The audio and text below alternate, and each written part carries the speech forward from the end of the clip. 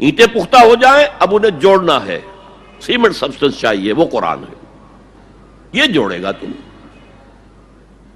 چنانچہ یہی بات حضرت شیخ الہند مولانا محمود حسن دیوبندی اسیر مالٹا نے اپنی اسیری سے رہائی پانے کے بعد واپس جب آئے ہیں تو دیوبند میں علماء کے ایک بڑے اجتماع سے خطاب کر کے کہی۔ مولانا مفتی محمد شفیع رحمت اللہ علیہ وہ خود موجود تھے اس میں، بڑے بڑے علماء، مولانا حسین احمد مدنی رحمت اللہ علیہ، شبیر احمد عثمانی رحمت اللہ علیہ، مولانا اشرف علی تھانوی رحمت اللہ علیہ، مولانا انور شاہ کشمیری رحمت، بڑا مجمع، اور کہا حضرت شیخ الہند نے ہم نے تو اپنی اسیری کے 4 سالوں کے دوران جتنا غور کیا تو ہماری اس وقت کی امت کی زبوں حالی کے 2 سبب سامنے آئے۔ مولانا مفتی شفیع لکھتے ہیں ان کی کتاب وحدت امت کے نام سے، کہتے ہیں کہ پورا مجمع ہمہ تن گوش ہو گیا کہ یہ شیخ الشیوخ استاد العلماء عمر کے اس آخری درجے میں اس حد پر آ کر اب نیا سبق کون سا سیکھ کر آیا؟ تاکہ ہمیں تو اس کے 2 سبب معلوم ہوئے، ایک ہمارا قرآن کو ترک کر دینا، لفظ نوٹ کیے، ترک کر دینا، اور دوسرا ہمارے آپس کے اختلافات۔ چنانچہ میں تو یہی فیصلہ کر کے آیا ہوں کہ اب زندگی جتنی باقی ہے 2 ہی کاموں میں لگاؤں گا، ایک تو یہ کہ ناظرہ قرآن پڑھنے کے مکتب گلی گلی کھل جائیں اور عوامی درس قرآن کے ذریعے قرآن کے پیغام اور قرآن کے حکمت سے لوگوں کو روشناس کرایا جائے۔ عوامی درس قرآن کا لفظ استعمال کر رہا ہے شیخ الہند، جنہیں میں 14ویں صدی کا مجدد اعظم سمجھتا ہوں۔ اور نمبر 2 یہ کہ آپس کے اختلافات کو حوالہ دی جائے۔ یہ واقعہ کوٹ کر کے مفتی محمد شفیع صاحب لکھتے ہیں کہ حضرت شیخ نے جو 2 باتیں کہیں اصل میں وہ ایک ہی ہے۔ ہمارے باہمی اختلافات بھی تو اسی وجہ سے ہیں کہ ہم نے قرآن کو ترک کر دیا ہے۔ بتائیے شیخ الہند نے کیسے ترک کیا قرآن؟ مولانا مدنی نے کیسے ترک کر دیا قرآن؟ کیا مطلب اس ترک کرنے کا؟ حال تو یہ ہے کہ مولانا مدنی رحمت اللہ علیہ، حالانکہ وہ تو گرفتار نہیں ہوئے تھے، وہ تو والنٹریلی اپنے شیخ کی خدمت کے لیے گئے ہیں ساتھ، اور اس حد تک ان کی وفاداری اور ان کی خدمت گزاری کہ رمضان کا مہینہ آیا تو حضرت شیخ الہند نے حسرت کے ساتھ کہا زندگی میں یہ پہلا رمضان ہوگا کہ تراویح میں قرآن نہیں سن سکیں گے، اس لیے کہ نہ شیخ الہند حافظ تھے، نہ مولانا مدنی حافظ تھے، اور تیسرے ان کے ساتھ ایک اور تھے، ان کا میں نام بھول رہا ہوں، وہ سرحد کے پٹھانوں میں سے تھے، کوئی حافظ نہیں تھا۔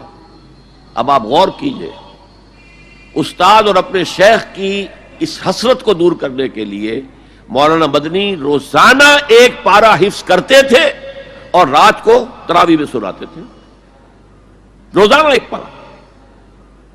اور یہ انہونی بات نہیں ہے، جب ساری زندگی قرآن ہی سے شغف رہا ہے تو وہ ہے تو صحیح ذہن میں، اب صرف ان کے لنکس ملانے ہیں آپس میں، اور کیا ہے؟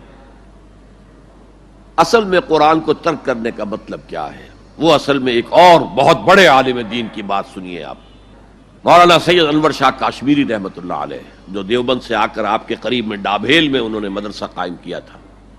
وہ ایک مرتبہ قادیان میں ایک جلسہ علماء کیا کرتے تھے ہر سال رد قادیانیت کے لیے، تو ایک سال اسی طرح وہاں علماء جمع تھے۔ اب جس نے یہ واقعہ بیان کیا ہے اس کا نام میرے ذہن میں اس وقت نہیں ہے، کہ میں صبح مولانا انور شاہ کشمیری رحمت اللہ علیہ کی خدمت میں حاضر ہوا تو دیکھا کہ غم کی تصویر بنے بیٹھے ہیں، بہت اداس، غمگین۔ میں نے پوچھا حضرت کیا معاملہ ہے، کوئی خاص سبب ہے؟ فرمایا بھائی کیا سبب ہے، یہ سوچ رہا ہوں کہ اپنی زندگی عمر ضائع کر دی۔ میں نے کہا حضرت آپ نے زندگی ضائع کر دی، عمر ضائع کر دی؟ آپ نے علم، بیہقی وقت کہلاتے ہیں انور شاہ کشمیری، جیسے امام بیہقی تھے، محدث اور فقیہ دونوں اعتبارات سے بلند، تو آپ نے پڑھنے پڑھانے میں، سیکھنے سکھانے میں ساری عمر گزار دی، تو آپ کی زندگی ضائع کیسے؟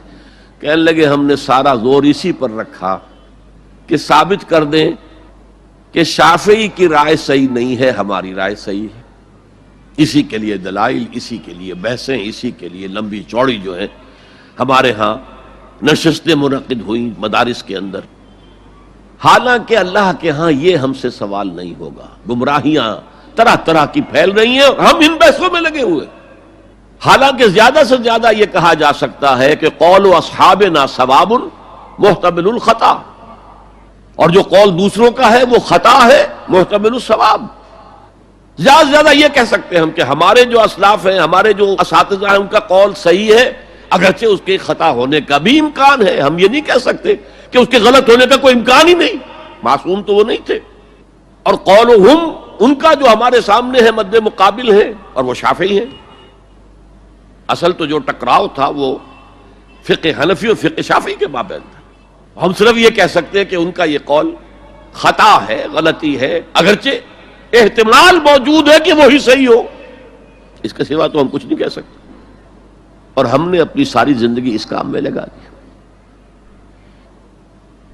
لیکن میں کہہ نہیں سکتا اس پر کتنے رنج اور صدمے کا اظہار کروں کہ مجدد وقت شیخ الہند رحمۃ اللہ علیہ اور بحقی وقت مولانا انور شاہ کاشمیری رحمۃ اللہ علیہ، ان کی ان باتوں کا کوئی اثر ان کے شاگردوں نے قبول نہیں کیا.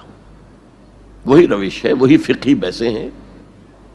جب میں نے پاکستان میں تحریک خلافت کا آغاز کیا، کچھ احادیث بیان کی، اچھے علماء نے کہا کہ ڈاکٹر صاحب ہم نے تو یہ حدیثیں پہلی مرتبہ آپ سے سنی. یہ حدیثیں جو ہیں یہ ہیں کتاب الملاحم میں، اشراط الساعہ، علامات القیامہ، کتاب الفتن. اور حدیث کے ان ابواب پر تو پہنچتے پہنچتے ہم ایگزاسٹ ہو چکے ہوتے ہیں. ہماری ساری بحثیں جو ہے وہ ختم، اور وقت ختم ہو جاتا ہے ان فقہی بحثوں کے اندر. یہاں تک تو ہم پہنچتے ہی نہیں. بہرحال دوسرا نقطہ جیسا کہ میں نے عرض کیا، پہلا اینٹیں پکاؤ، مضبوط کرو. یا ایھا الذین آمنوا اتقوا اللہ حق تقاتہ ولا تموتن الا وانتم مسلمون. اور دوسرا ان کو جوڑنے کے لیے قرآن کو ایز اے سیمنٹ سبسٹنس استعمال کرو. واعتصموا بحبل اللہ جميعا ولا تفرقوا واذکروا نعمت اللہ علیکم اذ کنتم اعداء فالف بین قلوبکم فاصبحتم بنعمتہ اخوانا وکنتم علی شفا حفرۃ من النار. تم تو تباہی آگ کے گڑھے کے کنارے تک پہنچ گئے تھے، گرا چاہتے تھے. فانقذکم منہا، تو اللہ نے اس سے تمہیں نکالا ہے. کذالک یبین اللہ لکم آیاتہ لعلکم تہتدون. اسی طرح اللہ تعالیٰ تمہارے لیے اپنی آیات کی تبیین کر رہا ہے، وضاحت کر رہا ہے، تاکہ تم ہدایت حاصل کر سکو.